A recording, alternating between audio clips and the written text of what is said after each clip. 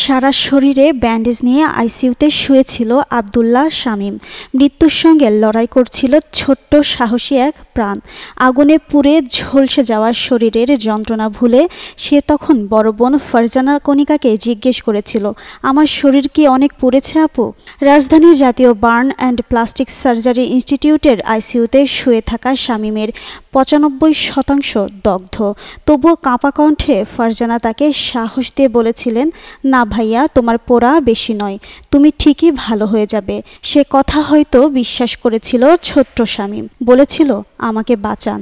শেষবার বোনের কাছে একটু পানি খেতে চেয়েছিল। আপু, আমাকে একটু পানি দাও। ডাক্তারের অনুমতি নিয়ে ফারজানা একটু পানি দিয়েছিলেন।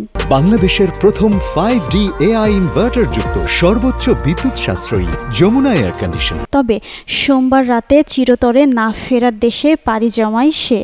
মঙ্গলবার দুপুরে আবদুল্লাহর মরদেহ শরীয়তপুরে গ্রামের বাড়িতে দাফন করা হয়েছে। মাইলস্টোন স্কুল অ্যান্ড কলেজের ৮ম শ্রেণীর শিক্ষার্থী ছিল আবদুল্লাহ শামীম। তার সাহস ছিল অদম্য। আগুনের ঝলসে যাওয়ার পরও সে নিজে হেঁটে গিয়েছিল সেনাবাহিনীর সদস্যদের কাছে।